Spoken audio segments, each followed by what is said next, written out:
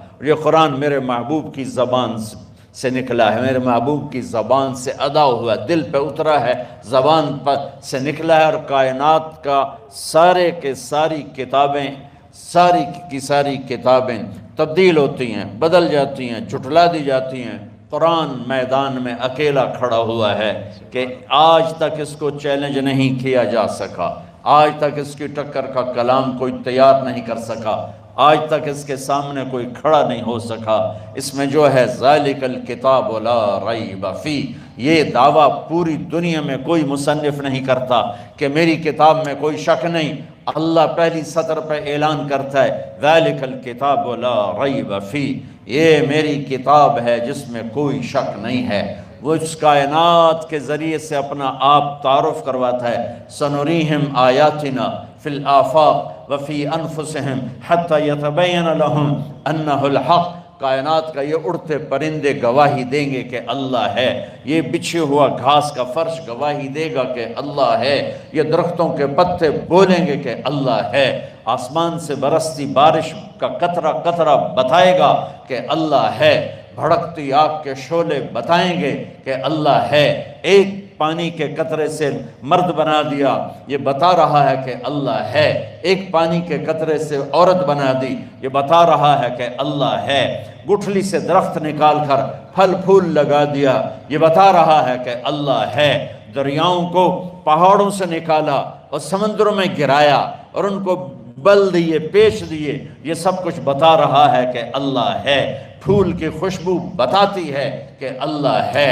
اور سانپ کے منہ کا زہر بتاتا ہے کہ اللہ ہے، اور پانی کی روانی بتاتی ہے کہ اللہ ہے، سمندر کی طوفانی موجیں بتاتی ہیں کہ اللہ ہے، مٹی کا انسان 2 انچ کی زبان سے بول رہا ہے، یہ اس بات کی نشانی ہے کہ اللہ ہے، چلتا پھرتا وجود مر کے مٹی ہو جاتا ہے اور طارق جمیل کا نام ہٹ کے ڈیڈ باڈی نام ہو جاتا ہے، یہ نشانی ہے کہ اللہ ہے اس کائنات کا۔ وَهُوَ الَّذِي فِي السَّمَاءِ إِلَٰهٌ وَفِي الْأَرْضِ إِلَٰهٌ اللہ لا الہ الا ہو الحی القیوم لا تأخذہ سنہ ولا نوم لہ ما فی السماوات وما فی الارض من ذا الذی یشفع عنده الا بإذنہ یعلم ما بین ایدیہم وما خلفہم ولا یحیطون بشیء من علمہ الا بما شاء وسع کرسیہ السماوات والارض ولا یؤودہ حفظہما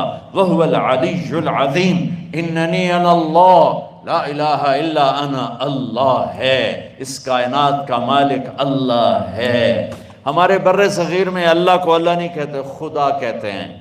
یہ سب بچے بچیاں بیٹھے ہیں، سب پڑھنے والے ہو، آج سے ایک چیز کی پریکٹس کرو، خدا نہیں کہنا، اللہ کہنا ہے۔ کہو اللہ، اللہ، پھر کہو اللہ۔ اللہ۔ اب ایک خصوصیت بتاتا ہوں لفظ اللہ کی، لفظ اللہ بولنے میں ہونٹ نہیں ہلتے۔ کہو اللہ، غور کرو، ہونٹ ہلے ہیں، مجھے دیکھو، اللہ، ہونٹ ہلے ہیں، ہونٹ فکس ہیں اور اندر سے آواز آتی ہے۔ یہ لفظ اللہ اپنے نام سے بتاتا ہے کہ میں اندر اتارنے کی چیز ہوں، میں زبان سے بولنے کی چیز نہیں ہوں۔ لفظ اللہ کے لیے ہونٹ نہیں ہلتا۔ یہ بات علامت ہے کہ اللہ کو دل میں لے، اللہ کو دل میں لے۔ اور لفظ محمد صلی اللہ علیہ وسلم، بولو محمد، میم 2 دفعہ ہے اور میم کے لیے منہ بند ہوتا ہے، محمد، پہلی میم کے لیے منہ بند ہوا، دوسری کے لیے بند ہوا، محمد۔ یہ کیا اشارہ ہے؟ اللہ کے لیے ہونٹ نہیں ہلا، یہ کیا اشارہ ہے کہ اللہ دل میں اتارنے کی چیز ہے۔ محمد میں ہونٹ 2 دفعہ ملے، یہ کیا اشارہ ہے کہ ہونٹ کا ملنا اشارہ ہے یہ وہ ہستی ہے جو تمہیں اللہ سے ملا دے گی۔ نام کے اندر اشارہ ہے کہ یہ وہ ہستی ہے جو تمہیں اللہ سے ملانے آئے ہیں، جو تمہیں اللہ کا پتہ بتانے آئے ہیں۔ ساری دنیا تم نے کھوج ڈالی اور اللہ کو نہ جانا تو اللہ کی قسم ناکام عورت ہے، ناکام مرد ہے، اور اللہ کو پا لیا اور کچھ نہ پایا۔ تو دنیا بھی اس کی ہے، آخرت بھی اس کی ہے۔ مرد ہے تو کامیاب ہے، عورت ہے تو کامیاب ہے۔ اللہ کو پا لینا ہی دنیا اور آخرت کی کامیابی ہے، اور اللہ کو کھو دینا ہی دنیا اور آخرت کی ہلاکت اور بربادی ہے۔ فلسفہ کربلا یہی ہے۔ حسین نے اللہ کو پایا اور ساری نسل ذبح کروا دی۔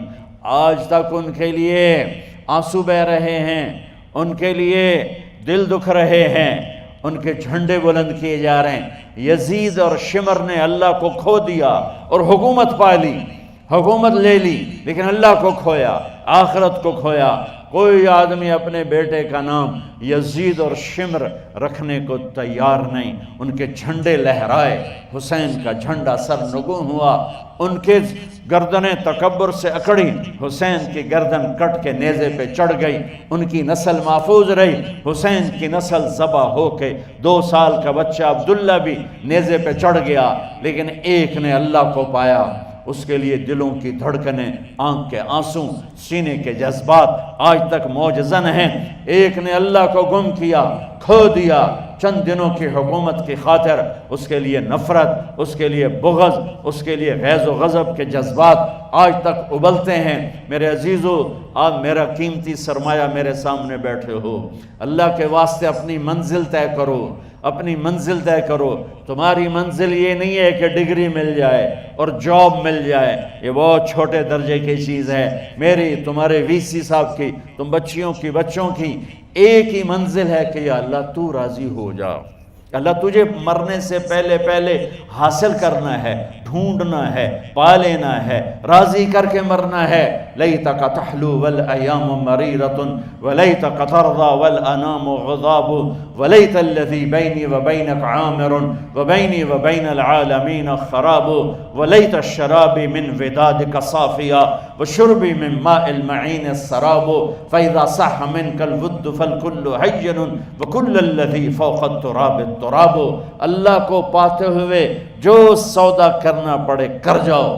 عبداللہ بن حذیفہ کو رومیوں نے پکڑ لیا، صحابی ہیں، ان کو آگ میں ڈالنے لگے تو وہ رو پڑے، تو لوگوں نے رومی بادشاہ سے کہا کہ یہ رو پڑا ہے، ڈر گیا ہے، ان کا لے آؤ، میرے پاس لے آؤ۔